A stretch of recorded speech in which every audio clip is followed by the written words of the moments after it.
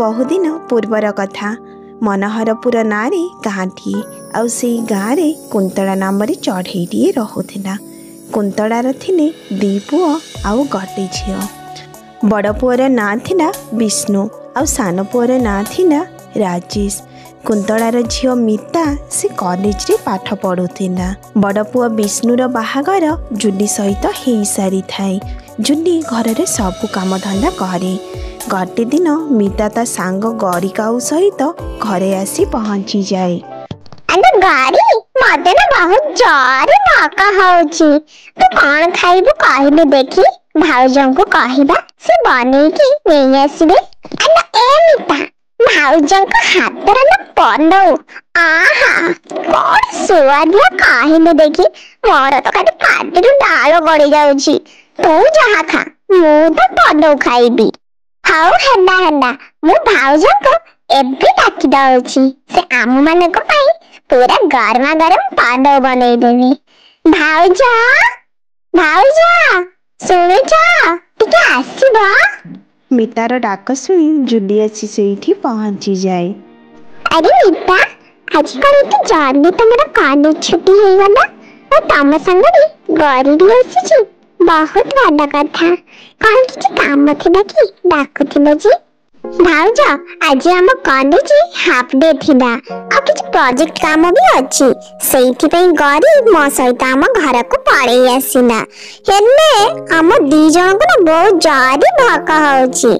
गरी तो कहउतला तम हाथ रंधा पदवता को बहुत पसंद। गड गड भाउज आम दी जण को पई टिके पदव बनै दियो। आउ भक संभाली होनी। आमे दी जण पढुछु सेतिकी भितरे तमे बनै नियो। तापरे हमको डाकी देबो।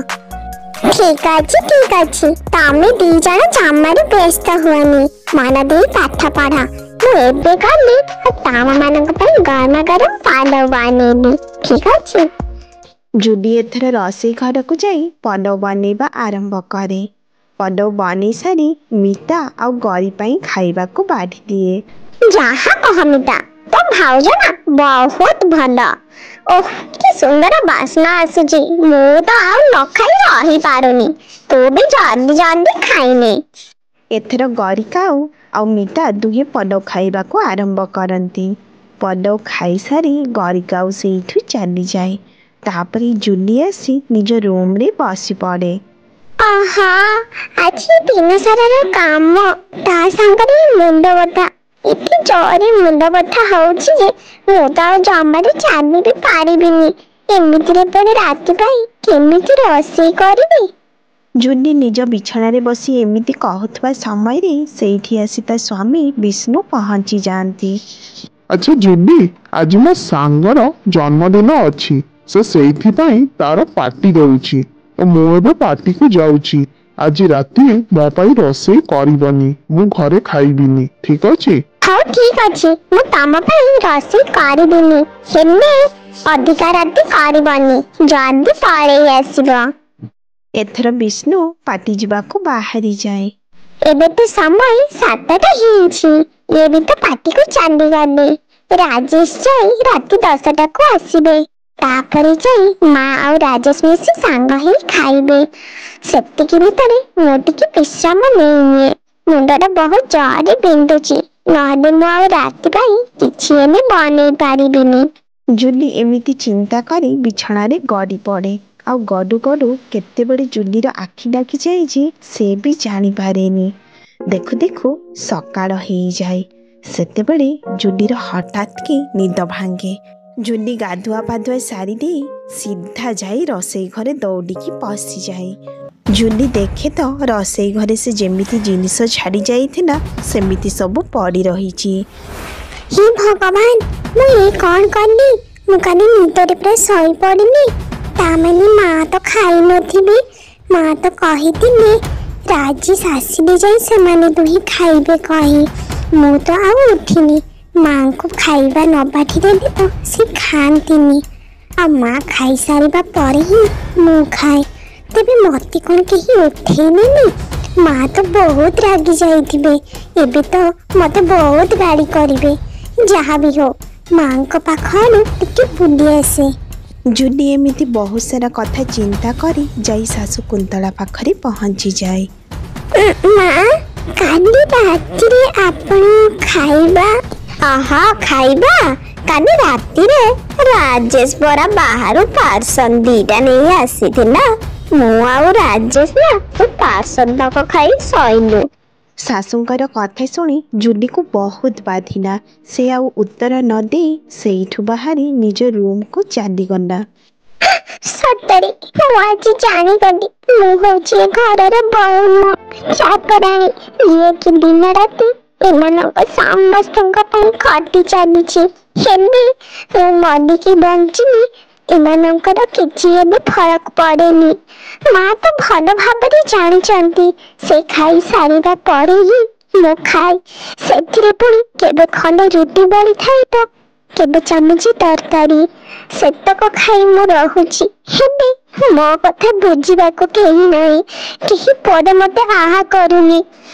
ମୁଁ କାଲି ଭୋକରେ ଶୋଇଗଲି, ସେମାନେ ସମସ୍ତେ ପେଟ ଭରି ଖାଇଲେ, ହେଲେ ବି ଥରୁଟିଏ ମତେ ଉଠେଇଲେନି। ମୁଁ ବି ଏମାନଙ୍କୁ ମଜା ଚକେଇବି, ଦେଖିବି ଏଥର ଏମାନେ ମା ଝିଅ କଣ କରୁଛନ୍ତି। ଜୁଲି ବହୁତ କାନ୍ଦିଲା ଆଉ କାନ୍ଦି କାନ୍ଦି ଯାଇ ବିଛଣାରେ ଗଡ଼ି ଗଲା। ସେ ଘରର କିଛି ହେଲେ କାମ କରିଲାନି। କିଛି ସମୟ ପରେ ଶାଶୁ ଆସି ଜୁଲିର ରୁମରେ ପହଞ୍ଚି ଯାଆନ୍ତି। ଆଲୋ ବୋହୂ, ତୁ ଯେ ଏମିତି ଶୋଇଲୁ କଣ? ତୋ ଦେହ ବା ଭଲ ନାହିଁ କି? ଏବେ ବି ରୋଷେଇ ବି କରିନୁ? ବହୁତ ଜୋରରେ ଭୋକ ହେଲାଣି, ଜଲ୍ଦି ଟିକେ ରୋଷେଇ ବାସେଇ କରିଦେ। କଣ ଆଉ କହିବି ମା, କାଲିରୁ ତ ମୋ ମୁଣ୍ଡଟା ବିନ୍ଧୁଥିଲା, ହେଲେ ଆଜି ଦେଖେ ତ ଖାଲି ଜ୍ୱର ମାରି ବସିଛି। ମୁଁ ତ ବିଛଣାରେ ଜମାରୁ ଉଠି ପାରୁନି, ମୁଁ ରୋଷେଇ କାମ କରିପାରିବିନି। ମିତା କହୁଥିଲେ ଆଜି ତାଙ୍କର ଛୁଟି ଅଛି କହି, ଆପଣ ଯାଇ କହିଦିଅନ୍ତୁ ମିତା ରୋଷେଇ ବାସେଇ ଟିକେ କରିଦେବେ। ମୁଁ ତ ମା ବିଛଣାରେ ଉଠି ପାରିବିନି। ବୋହୂର କଥା ଶୁଣି କୁନ୍ତଳା ଦେବୀ ନିଜ ଝିଅ ପାଖକୁ ଚାଲି ଯାଆନ୍ତି। ଆଲୋ ମିତା, କଣ କରୁଛୁ? ଆଲୋ ମା ମିତା, ଏ ବହି ଧରି ଏଠି କଣ କରୁଛୁ? ଆଜି ପରା ତୋର ଛୁଟି ଅଛି। ତୋ ଭାଉଜର ଦେହ ଜମାରୁ ଭଲ ନୁହଁ, ସେ ତ ବିଛଣାରୁ ଉଠି ବି ପାରୁନି। ଗୋଟେ କାମ କର, ଆଜି ତୁ ସମସ୍ତଙ୍କ ପାଇଁ ଖାଇବା ରୋଷେଇ କରିଦେ, ତାପରେ ପାଠ ପଢିବୁ। ମା, ତମେ ବି ଚାଲ ନା, ମତେ ଟିକେ ସାହାଯ୍ୟ କର।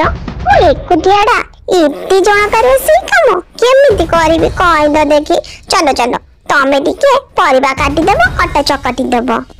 ଆରେ ନା ନା ନା, ମୋ ପାଖରେ ପରା ସମୟ ନାହିଁ। କାଲିର ସିରିଏଲଟା ମୁଁ ପୁରା ଦେଖିନଥିଲି, ଏବେ ତାର ରିପିଟଟା ଦଉଛି, ତାକୁ ବସି ମୁଁ ଦେଖିବି। ତୁ ତ ଜାଣିଛୁ ମୋର ଏଇ ଜୀବନଟାରେ ଖାଲି ଟିକେ ସିରିଏଲ ଦେଖା ବାଦରେ ଆଉ କଣ ଅଛି। ଏ କାମ ଧନ୍ଦା କଥା ତୁ ମତେ କହନି, ଯା ଯା ତୁ ସବୁ କରି ପକା। ମିତା ରୋଷେଇ ଘରେ ଆସି ରୋଷେଇ କରିବା ଆରମ୍ଭ କରିଦିଏ। ରୋଷେଇ ସରୁ ସରୁ ଜୁଲି ଆସି ଖାଇନିଏ। ଜୁଲି ପରେ ପରେ ମିତାର 2 ଭାଇ ବି ଆସି ଖାଇ ନିଅନ୍ତି। ତାପରେ ତା ମା ବି ଖାଇ ନିଅନ୍ତି।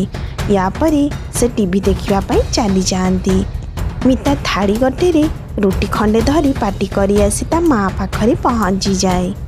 ଦେଖ ମା ଦେଖ, ମୁଁ ଦିନଟା ସାରା ଏତେ ପରିଶ୍ରମ କଲି, ସମସ୍ତଙ୍କୁ ଖାଇବାକୁ ବି ଦେଲି, ହେଲେ ମୋ ଖାଇବାରେ କଣ ବଳିଛି? ଏଇ ଖଣ୍ଡେ ରୁଟି ଆଉ ହାଣ୍ଡି ତକ ପଛି ଯାହା ଟିକେ ଭାତ ଆଣିଛି। ଏତକ ଖାଇ କଣ ମୁଁ ରହିବି? କହିଲ ଦେଖି, ତମେ ମାନେ ତ ପୁରା ଗେମ୍ପି ଦେଇଛ। ତୁ ତ ସମସ୍ତଙ୍କୁ ବାଢି ବାଢି ଖାଇବାକୁ ଦେଲୁ, ତୁ କଣ ତ ନିଜ ପାଇଁ ଖାଇବା ରଖି ପାରିଲୁନି? ରହ, ମୁଁ ବୋହୂକୁ ଡାକୁଛି। ବୋହୂ, ଏ ବୋହୂ। ମା, କଣ କହୁଥିଲି କି? ଆରେ ସମସ୍ତେ ତ ପେଟ ପୁରା ଗେମ୍ପିଲ, ହେଲେ ମୋ ଝିଅ ମିତା ଖାଇଲା ବେଳେ ଆଉ କିଛି ନାହିଁ। କଣ ତମେ ମାନେ ଟିକେ ଅଳ୍ପ ଅଳ୍ପ ଖାଇଥିଲେ ହେଇନଥାନ୍ତା? ଆରେ ମିତା, ଏଇ ନିଅ ଆଚାର, ଆଚାର ଡକି ରୁଟି ଆଉ ଭାତ ଖାଇଦିଅ। ଏଇ ଛୋଟିଆ କଥା ପାଇଁ କଣ ଘରେ ଝଗଡା କରିବା ନା କଣ? ଭାଉଜ ମୁଁ ଦିନ ସାରା ଏତେ କଷ୍ଟରେ ସମସ୍ତଙ୍କ ପାଇଁ ରୋଷେଇ କଲି, ହେଲେ ମୁଁ ଖାଇଲା ବେଳେ ପେଟ ପୁରା ଖଣ୍ଡେ ଖାଇ ବି ପାରୁନି। ମତେ କଣ କାନ୍ଦ ଲାଗିବନି? ମୁଁ ତ ସମସ୍ତଙ୍କୁ ଗାଳି କରିବି। ଦେଖ ମିତା, ତମକୁ ଏସବୁ ଶିଖିବାର ଅଛି। ତମେ ତ ଆଜି ଏ ଘରର ଝିଅ ଅଛ, ହେଲେ କାଲି ଆଉ କାହା ଘରର ବୋହୂ ହେବ। ସେତିକି ବେଳେ ତମ ଭାଗ୍ୟରେ ବି ଏମିତି ଶୁଖିଲା ରୁଟି ଖଣ୍ଡେ ପଡିବ, ତ କେତେବେଳେ ଭାତ ଥିବ ତ ତରକାରୀ ନଥିବ। ମୁଁ ବି ତ ସେମିତି କରି ହିଁ ଚଳୁଛି। ଆଉ ତମେ ଯଦି ଏବେରୁ ଅଭ୍ୟାସ କରିବ ନା, ହେଲେ ତମ ଦିନ ଗୁଡା ଏମିତି ହିଁ ବିତିବ। ହଁ ମିତା, ଆଉ ତମେ କଷ୍ଟ କରିବା ବି ଶିଖିଯାଅ। କାହିଁକି ନା ଶ୍ୱଶୁର ଘରେ ଯେତେ ଖଟିଲେ ବି ନା କେହି ହେଲେ ତମକୁ ଆହାପଦି କରିବେନି। ନିଜ ସ୍ୱାମୀ ବି ତମକୁ ଖାଇଛ କି ନାହିଁ ପଚାରିବନି। ସେଇଥିପାଇଁ ତମେ ଜମାରୁ ମନ କଷ୍ଟ କରନି। ଧୀରେ ଧୀରେ ଏସବୁ ତମେ ଶିଖିଯିବ। ଜୁନି ମୁହଁରୁ ଏମିତି କଥା ଶୁଣି ଶାଶୁ କୁନ୍ତଳା ଆଉ ନଣନ୍ଦ ମିତାର ମୁହଁ ଏକଦମ ଚୁପ୍ ହେଇଗଲା। ସେମାନେ ନିଜର ଭୁଲକୁ ଭଲ ଭାବରେ ବୁଝିପାରିଲେ। ତା ପରଦିନ ଜୁନି ନିଜ ଶାଶୁ ପାଇଁ ଖାଇବା ବାଢ଼ିଦିଏ। ଆରେ ବୋଉ ମା, ସମସ୍ତେ ତ ଖାଇ ସାରିଲେଣି। ତୁ କଣ ଆଉ ଏକୁଟିଆ ପଛରେ ଖାଇବୁ? ଗଦୁ ଗଦୁ ତୋର ବି ଥାଳି ଲଗେଇଦେ, ଆମେ ଦୁହେଁ ସାଙ୍ଗ ହେଇ ଖାଇ ନେବା। ଏଥର ଜୁନି ନିଜ ଶାଶୁ ଘରେ ବେଶ ଖୁସିରେ ରହିଲା।